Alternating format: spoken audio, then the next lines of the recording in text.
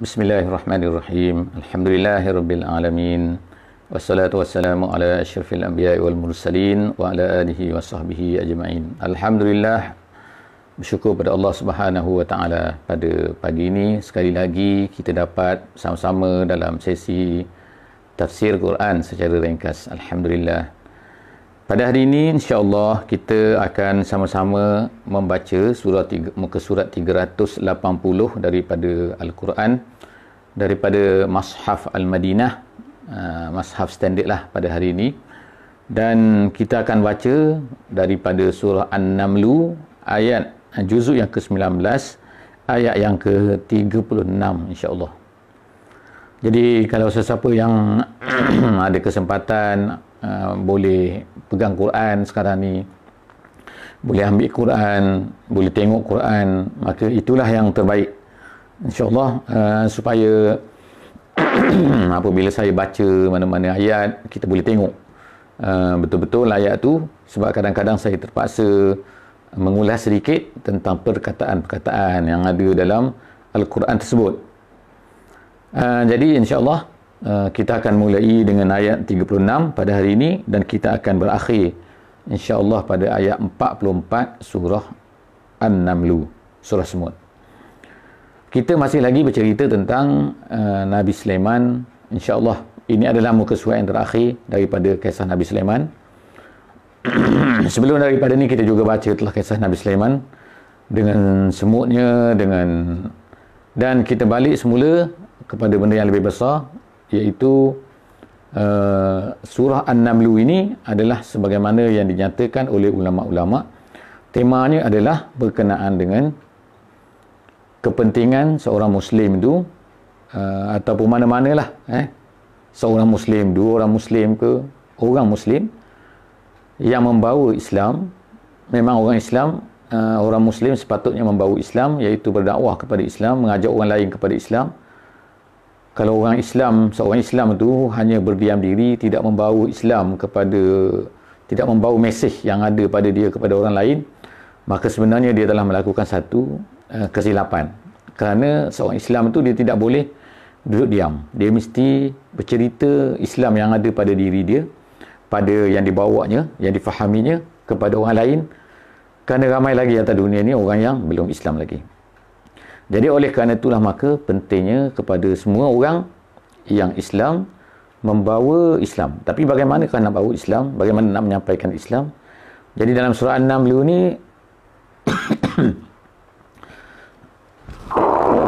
kita faham, kita dapat diberitahu oleh Allah Subhanahu Wa Taala, diceritakan dengan pelbagai cerita dan juga bentuk-bentuk lain ayat-ayat Quran, iaitu pentingnya kita menguasai ilmu. Ilmu yang dimaksudkan adalah apa-apa saja ilmu, termasuk benda-benda saintifik dan sebagainya yang dijumpai oleh manusia, dan juga apa yang diberikan oleh Allah Subhanahu Wa Taala.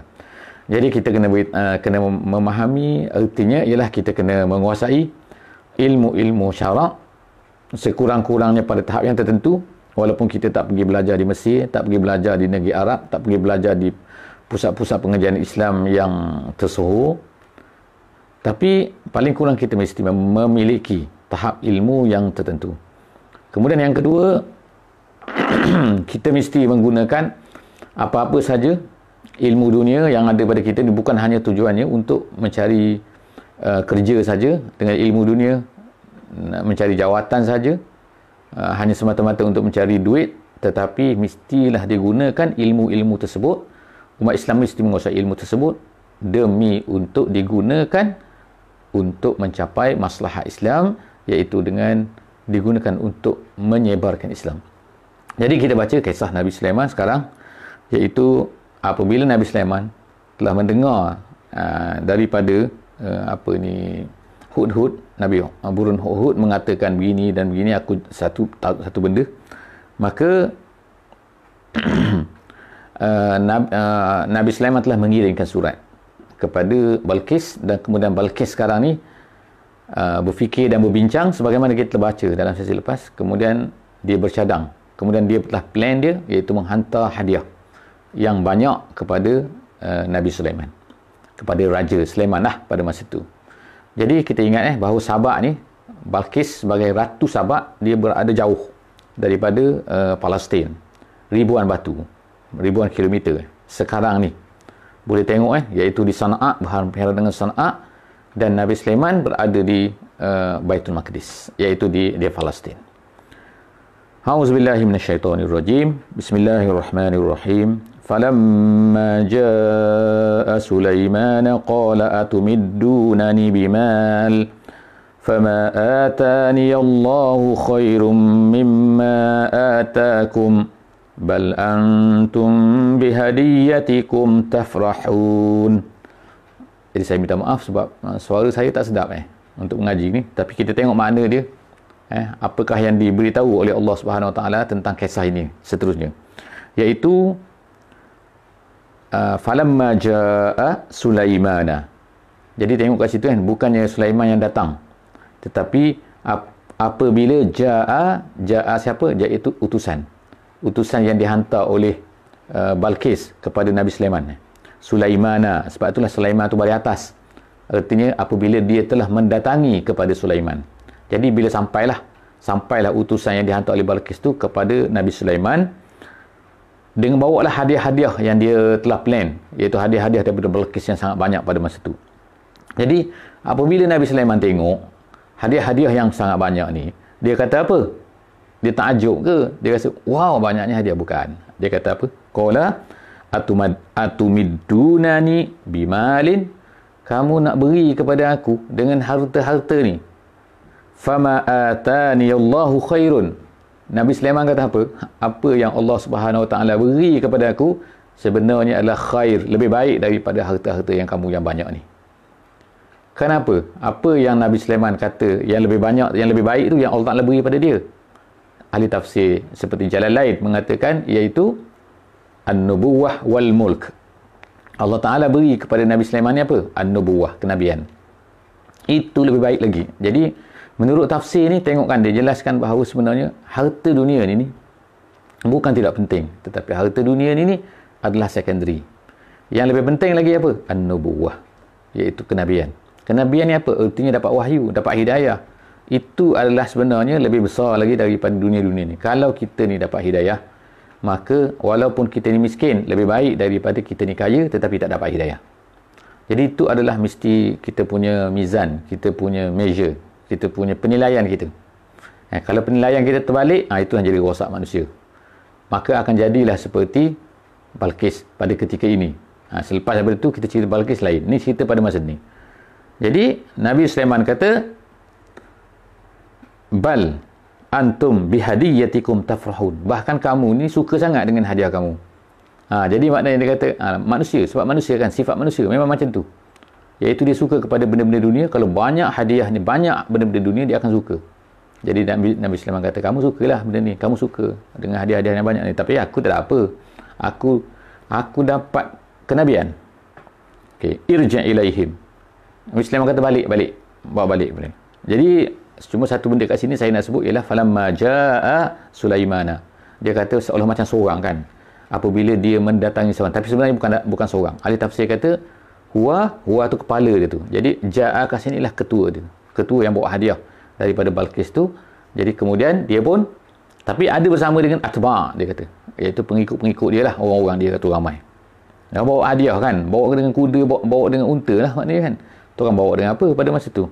Kemudian irji', sampai ingat Nabi Sulaiman tu terpegun lah dengan hadiah dia. Tapi apa? Nabi Sulaiman tengok, irji' balik. Dia kata, falana'tiyannahum bijunudil la kibala lahum. Aku akan pergi kepada mereka, kepada Sabak ni. Dengan apa? Dengan tentera-tentera. Tentera Nabi Sulaiman apa? Bukan hanya apa ni, manusia. Bukan hanya kuda, bukan hanya unta, tapi tentera Nabi Sulaiman adalah dengan jinnya, dengan anginnya, semua benda itu adalah tentera Nabi Sulaiman. Jadi la kibala lahum, yang kibala tu maknanya ialah tokoh, katanya tokoh kuasa. La kibala lahum maknanya tidak ada kuasa yang boleh lawan tentera aku. Jadi biha, la kibala lahum biha, dengan tentera aku. Kemudian wala nukhrijannahum, aku akan keluarkan mereka ini daripada minha, daripada negeri ini. Kemudian negeri mereka tu, bukan negeri ini, negeri mereka tu negeri Yaman. Kemudian apa? Dalam keadaan azillah, dalam keadaan hina, wahum saghirun, dalam keadaan mereka ini akan kalah. Saghirun tu kecil artinya. Kecil tu maknanya kalah dan terpaksa kalau ikut kita kata ikut tafsir sebagaimana yang disebutkan oleh tafsir Jalalain, dia kata saghirun, dia kata ialah tidak boleh lawan lagi. Apa yang akan jadi Nabi Sulaiman pada masa ni dia kata dia pun dia nak pergi apa tu, iaitu apa tu, dengan ribuan-ribuan, sedangkan tentera siapa pada masa tu, tentera yang mendatangi itu yang nak lawan dengan hanyalah 12,000 saja. Jadi tentera Balqis seterusnya ialah qala, itu ancaman Nabi Sulaiman. Dia kata sekadar hadiah ni aku tak main, kata. Qala ya ayyuhal mala ayyukum ya'tini. Tapi sebelum daripada tu Nabi Sulaiman buat dulu perbincangan. Jadi maknanya walaupun dia seorang nabi, sama juga dengan nabi kita sallallahu alaihi wasallam, walaupun nabi kita ni adalah seorang nabi, tetapi dia akan mempraktiskan juga yang dinamakan sebagai syura, iaitu bincang dengan orang-orang yang dikeliling dia, dengan tentera dia, dengan sahabat dia dan sebagainya kan, orang pembesar-pembesar dia yang dijadikan sebagai orang-orang yang dipanggil, kalau kita dalam Islam dipanggil ahlul halli wal aqdi, iaitu orang-orang yang boleh memutuskan dan juga mengikat. Artinya membongkar, membuka dan juga mengikat. Itu ialah orang-orang yang akan membuat keputusan lah. Jadi Nabi Sulaiman pun macam tu juga. Sebelum daripada dia buat tu, tak apa tadi yang dia halau balik dah tadi kan, balik kamu, dia bawa hadiah kamu semua tu. Qala ya ayyuhal mala, wahai pembesar-pembesar semua aku, ayyukum ya'tini, siapa yang boleh bawa kepada aku arsyiha, iaitu arsyiha tu apa, iaitu bi arsyiha, iaitu singgasana dia tu. Singgasana sini maksudnya ialah istana dia qabla an ya'tuni muslimin, sebelum daripada mereka itu mendatangi kita menjadi Islam, tunduk, maknanya tunduk kepada kita semua. Jadi Nabi Sulaiman pun berbincang, bertanya, lalu berkatalah seorang, iaitu siapa? Qala ifritun minal jinni. Jadi berkatalah ifrit daripada jin. Jadi ifrit ni ialah satu jin lah kita kata seorang jin. Kita kata seorang ke, kadang-kadang kita kata seekor kan, bukan. Kita kata seorang jin yang muslim. Ifrit pada benda sini ialah ifrit yang Islam sebab itulah orang Melayu sekarang ni guna perkataan tu. Nanti ifrit datang. Ifrit tu ialah ada dalam Quran bukan ciptaan-ciptaan tapi sebenarnya ifrit tu salah satu daripada nama jin pada zaman Nabi Sulaiman tu.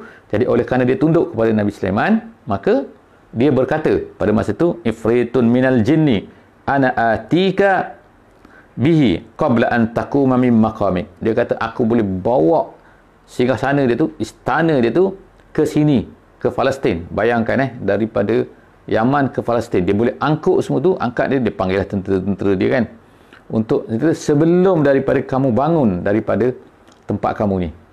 Jadi apa yang dimaksudkan bangun daripada tempat kamu, menurut ahli tafsir kata ada dua pendapat yang besar. Yang pertama sekali ialah Nabi Sulaiman pada masa tu sedang berbincang. Dia katakan daripada pagi duduklah, macam kita kalau kan, kalau sekarang duduk kabinet kata kan, duduk kabinet tu kan. Jadi daripada pagi sampai kepada nisfun nahar kata, iaitu pada sehingga tengah hari. Jadi makna sebelum daripada kamu ni beredar pergi, itu Ifrit kata, sebelum daripada tuanku Raja Sulaiman kau beralih daripada tempat ni, makna berangkat pergi, iaitu waktu tengah hari, istana itu aku dah boleh bawa ke sini.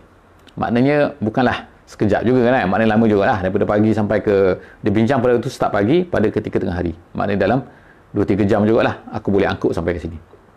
Itu kata siapa? Kata Ifrit. Tu kira cepat tu bukannya lambat tu kan, cepat apa, sebab apa kan, ini jauh kan, dengan istana nak angkat ni kan. Kita kalau nak angkat bulldozer memang bertahun-tahun baru habis kan, dan kemudian hancur semua. Kemudian dia kata wa inni alaihi laqawiyyun amin, dan aku ni dia kata kuat sebab aku ada tentera aku dan aku ni kuat. Jadi Ifrit ni adalah satu ulama tafsir kata jin yang paling kuat lah pada masa tu. Jadi dia kata laqawiyyun amin. Amin maknanya aku tak tinggal walaupun sikit, aku akan bawa betul, aku tak tipu. Dia kata laqawiyyun, aku mampu buat benda tu. Itu kata Ifrit. Okey. Itu satu pendapat, satu kesanggupan. Kesanggupan yang kedua, qala allazi 'indahu 'ilmun minal kitab. Tapi ada pula seorang lagi yang lain. Yang dia siapa dia ni? allazi indahu ilmun minal kitab, iaitu seorang yang mempunyai kitab. Dia kata mempunyai pengetahuan tentang kitab. Bukan mempunyai kitab, mempunyai pengetahuan tentang kitab. Ilmun minal kitab. Kitab apa kat sini? Ini banyak perselisihan ulama lah. Tetapi ada 3 pendapat di sini dalam isu ni, dalam perkara siapakah orang ni. Pendapat yang pertama mengatakan bahawa ialah memang salah seorang daripada yang bernama sebagaimana yang disebutkan oleh ulama-ulama ulama-ulama ni lah, ulama-ulama tafsir. Dia kata orang ini ialah bernama, nama dia Asif bin Bakhiyah. Dia kata Asif bin Bakhiyah ni ialah salah seorang daripada umat Nabi Sulaiman alaihissalam. Jadi dia Asif ni, Asif dengan sod, bukan dengan sin. Asif, kalau Asif itu maknanya maaf, minta maaf. Asif gitu, Asif bin Bakhyar. Jadi dia ni seorang yang mempunyai kitab, dan dia seorang yang di zaman Nabi Sulaiman tu, kalau dia berdoa, maka Allah Ta'ala akan makbulkan doa dia. Sebab apa? Dia mengetahui nama-nama Allah yang Al-Azam, nama-nama Allah yang hebat. Jadi dia berdoa menggunakan nama-nama Allah. Jadi ramailah orang minta dengan dia. Biasanya orang minta, dia akan berdoa kepada Allah, Allah Ta'ala akan beri. Itu Asif. Itu satu pendapat lah. Pendapat dalam al-tafsir yang masyhur, sebagaimana yang disebutkan dalam tafsir jalan lain. Tapi ada lagi pendapat lain. Pendapat lain ialah orang itu ialah Nabi Sulaiman sendiri. Bukan orang lain, tapi Nabi Sulaiman sendiri. Jadi itu pendapat yang kedua. Pendapat yang ketiga mengatakan bahawa yang dimaksudkan sini sebenarnya ialah Jibril alaihissalam, yang mampu untuk buat benda tu. Apa yang dia mampu buat tu? Iaitu ana atika bihi qabla an yartadda ilaika tarfu. Sebelum daripada kelopak mata kamu ni kan balik semula, maknanya ini asal mata terbuka kan. Tapi bila tutup, buka balik tu dah ada kat depan. Maknanya terlalu cepat. Ada katakanlah riwayat kat situ yang mengatakan bahawa pandang ke langit, tengok kelip mata tu, tengok kat depan dah ada. Itu pendapat-pendapat tafsir lah. Tapi maksudnya ialah kehebatan yang disebutkan sini ialah orang yang mempunyai ilmu daripada kitab. Maknanya lebih hebat lagi daripada jin. Jadi perbandingan antara dua kan, jin walaupun kita kata hebat, dia kita tak nampak dia boleh buat gini kan. Tetapi sebenarnya manusia kalau mempunyai ilmu minal kitab, iaitu dia akan jadi lebih hebat lagi. Apakah ilmu minal kitab sini? Jadi kalau ikut pendapat yang paling kuat tadi, pendapat jalan lain pun mengatakan bahawa ilmu minal kitab itu ialah seorang yang mempunyai ilmu tentang tahu, iaitu ilmu Islam, dekat dengan Allah Subhanahu wa taala dan sebagainya. Jadi lepas daripada itulah falamma ra'ahu mustaqirran. Jadi Nabi Sulaiman pun memperkenanlah. Kalau kita kata Asif lah kan tadi kan. Kalau kita kata malaikat Jibril lah, kalau kata dia tak kisah yang tu, tapi maknanya lalu pendapat yang kedua tu kesanggupan yang kedua tu ditunaikan, diberi peluang oleh Nabi Sulaiman, lalu istana tunduk depan dia. Jadi lepas itulah Nabi Sulaiman pun dia kata qala haza min fadli rabbi, ini adalah kurniaan Tuhanku. Jadi dia kata liya beluani. Jadi semua dia kehebatan lah, maknanya Allah Ta'ala beri pada dia. Semua benda ni adalah Nabi Sulaiman bersyukur pada Allah Ta'ala. Nabi Sulaiman mengakui bahawa semua ni adalah untuk menguji aku. Dia kata ashkur am akfur, sama ada aku syukur ataupun kufur. Jadi sebenarnya kata-kata Nabi Sulaiman ni untuk Allah Ta'ala abadikan dalam Quran ni, untuk kita yang hidup pada hari ni. Kita ni dapat hadiah macam-macam kan. Kita ni dapat makna kurniaan Allah Ta'ala macam-macam. Kita dapat gaji, kita dapat kerja, kita dapat jawatan, kita dapat semua tu sepatutnya haza min fadli rabbi.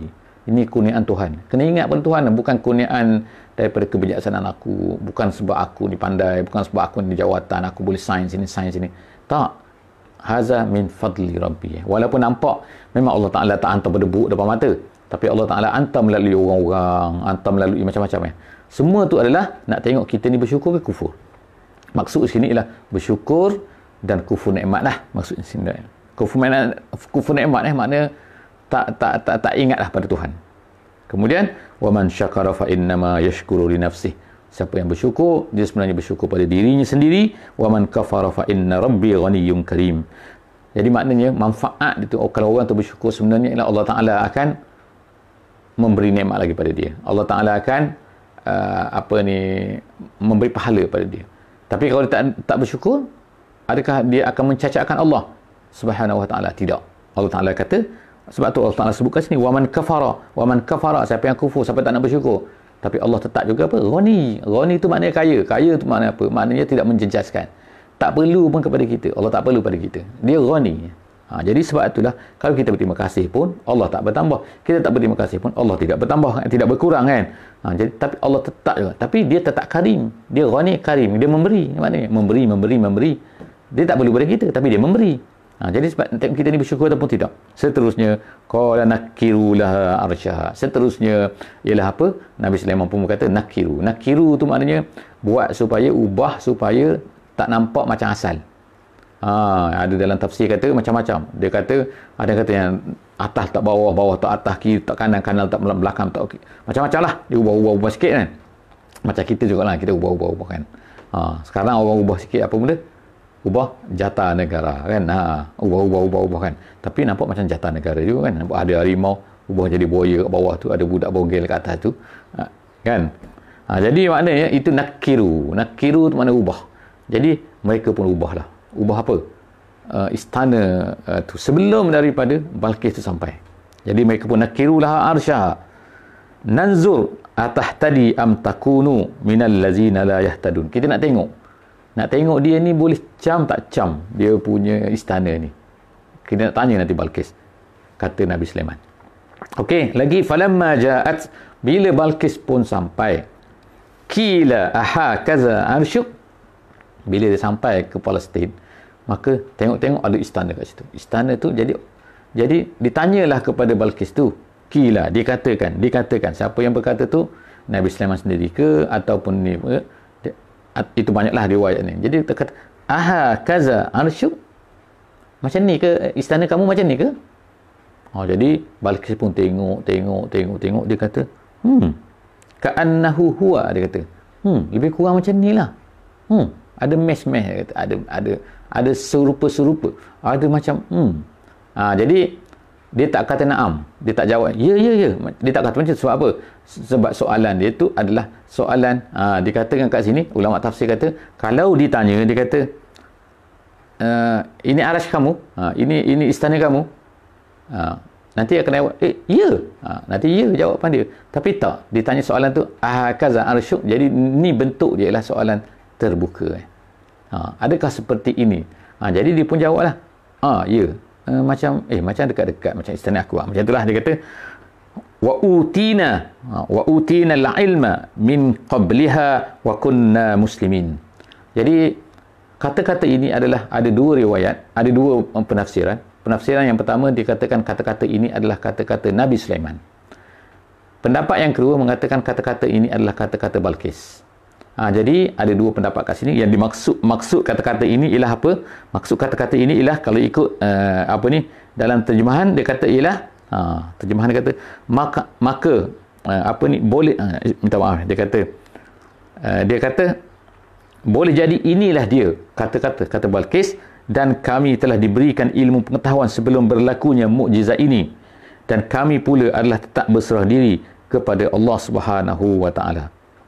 Jadi itu adalah kata-kata yang mana boleh jadi dua. Boleh jadi menyesalnya Balqis dengan apa yang telah berlaku sebelum daripada ni, ataupun ini adalah kata-kata Nabi Sulaiman. Jadi itu ada dua pendapat. Saya tak ulah panjanglah tentang isu ni. Jadi wasaddaha ma kanat ta'budu min dunillah. Okey, wasaddaha. Jadi kenapa kalau macam tu dia ni sebelum daripada ni tidak beriman, Balqis tidak beriman. Jadi dia kata wasaddaha ma kanat ta'budu min dunillah. Dianya terhalang, tak nampak bahawa sepatutnya ni dia ni beriman kepada Allah, sepatutnya dia menyembah Allah. Jadi samalah juga apa yang berlaku pada hari ini. Ramai manusia ni tidak menyembah Allah Subhanahu Wa Taala. Kenapa mereka tidak menyembah Allah? Jadi mereka tak nampak. Kan, mereka tak nampak, kan, dilindungkan, terhalang. Innaha kanat min qaumin kafirin. Dulunya, ini cerita dulunya dia tu, iaitu Balqis, adalah termasuk daripada orang-orang yang kafir. Jadi dulu, tapi sekarang ni dia telah datang menjadi seorang muslim. Dia mengakui, iaitu apa? Selepas berada qila lahadkhulis sarha. Jadi akhir sekali tu kan, akhir sekali cerita dia itulah, Nabi Sulaiman itu dikatakan kepadanya, masuklah kepada sarh. As-sarha tu ialah satu bangunan istana yang tinggi. yang Nabi Sulaiman pada masa itu. Jadi hebatlah istana Nabi Sulaiman pada masa itu dibuat daripada macam-macam, dan di bawah tu ialah dihamparkan dengan kaca. Kaca tu kemudian di bawah diceritakan di bawah kaca tu ada air pula. Jadi sehingga kaca tu kita berjalan di atas tu kaca tu seolah macam berjalan di atas air. Tu kehebatan as-sarhu Nabi Sulaiman. Jadi dia suruhlah masuk Balqis ni. Masuk sekarang Balqis. Qila laha udkhulis sarha, masuklah kamu ke dalam istana ini. Falamma ra'athu hasibathu lujjah. Bila dia masuk, dia nak berjalan, dia ada sebelum masuk tu dia ada padang, dia ada macam mana dataran macam tu. Jadi dia masuk kat situ, dia tengok macam kolam air, dia kata. Wa kashafat an saqaiha. Lalu dia angkat kain dia. Angkat kain dia sikitlah, takut basah kan, bukan angkat selok, bukan selok tinggi, bukan, tak angkat sikit. Jadi qala, dia berkata. Jadi adalah cerita kat sini kan, macam-macam ceritalah. Dia selok kain lah, lepas tu nampak ni macam itu, cerita-cerita, ada cerita-cerita Israiliyat yang sangat banyak. Jangan percaya lah. Kalau kita tengok, kita baca cerita-cerita ni sebagaimana dia yang diamarankan, diberi amaran oleh kitab tafsir, seperti bagaimana disebut oleh Al-Wasit. Dia kata, dia sebutkan banyaklah cerita-cerita mengarut daripada Bani Israel yang dipanggil Israiliyat, yang daripada dulu bukan cerita daripada hadis, bukan cerita daripada Nabi SAW, tapi cerita-cerita Bani Israel yang mengatakan bahawa di Sailat tu nampaklah Nabi Sulaiman pun tengoklah kain maka terpergung lah. Itu cerita-cerita mengarut tu. Yang ceritanya ialah dia mengangkat sedikit kain dia sebab takut basah, dia kata. Dalam tafsir kata, jadi qala innahu sarhun mumarradun min qawarir. Itu hanyalah, dia kata, bukannya air, itu hanyalah, dia kata, istana yang dibuat mumarrad. Mumarrad tu makna yang yang dilincinkan, yang sampai tak nampak. Mumarrad dihamparkan dengan apa? Min qawarir. Qawarir itu ialah kaca. Kalau sekarang qawarir juga adalah botol. Kadang-kadang dalam istilah Arab juga, kadang-kadang apa ni, qawarir ni adalah maknanya perempuan. Perempuan, Nabi kata. Rifqan bil qawarir, Nabi kata. Kamu berlembut-lembut lah, jaga-jagalah dengan perempuan, jangan kasar-kasar dengan perempuan. Sebab apa? Perempuan ni mudah pecah macam kaca. Itu dalam hadis dalam hadis sebut kan. Jadi istana Nabi Ibrahim pula, Nabi Sulaiman ni ialah qawarir. Dia tu adalah ibarat seperti yang bukan ibarat, memang betul dibuat daripada kaca yang terhampar tu, kemudian ada air di bawah. Qalat rabbi inni zalamtu nafsi. Jadi ketika itu maka Islamlah Balqis, wa aslamtu ma'a Sulaiman, dan aku masuk Islam bersama dengan Sulaiman, lillahi rabbil alamin. Aku tunduk kepada Allah, aku Islam kepada Allah, Tuhan sekalian alam. Jadi habis kita pada hari ini muka surat 380. Jadi cerita terakhirnya diceritakan bahawa lepas daripada masuk Islam, Nabi Sulaiman pun telah berkahwin dengan dia. Jadi dia balik semula ke negeri Sabak dan dia tinggal di sana, dan Nabi Sulaiman berulang alik lah daripada negeri Sabak. Kadang-kadang Nabi Sulaiman pergi ke sana dan balik ke Palestin. Begitulah cerita dia yang terakhirnya kan. Dan selepas daripada kematian Balqis ni, diceritakan bahawa tamat dan jatuh kerajaan dia, kerajaan Sabak ini. Dan selepas daripada tu cerita lain pula lah kan. Tu cerita, kita akan tengok pula apa cerita Sabak ni dalam surah Sabak, insya-Allah. Setakat itu saja untuk hari ini. Aku qauli hadza wa astaghfirullahal azim li wa lakum. Wassalamualaikum warahmatullahi wabarakatuh. Subhanakallahumma bihamdik, nashhadu an la ilaha illa anta, nastaghfiruka wa natubu ilaik. Bismillahirrahmanirrahim. Wal 'asri innal insana lafi khusr illa allazina amanu wa 'amilus solihat wa tawasaw bil haqqi wa tawasaw bis sabr.